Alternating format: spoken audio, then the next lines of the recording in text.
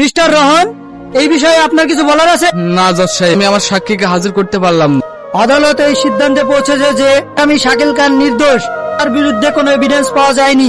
দাঁড়ান জজ সাহেব, আপনার মক্কেল শাকিল 25 জুলাই একই পরিবারের 4 জনকে নিঃসঙ্গভাবে হত্যা করে তার ভিডিও ফুটেজে পেন ড্রাইভ আছে। আসামি যদি মুক্তি পায় তাহলে অনেক মানুষ খুন করবে। আদালতের কাছে আমি আবেদন করছি আসামিকে যেন মৃত্যুদণ্ড দেওয়া হোক। আদালত এই সিদ্ধান্তে পৌঁছেছে যে আসামি শাকিল খানকে 2 ধারায় মৃত্যুদণ্ড দেওয়া হলো। তুই আমার সাথে বেইমানি কর? আমি বেইমানি করিনি দাদা, তুমি আমার সাথে বেইমানি করেছো।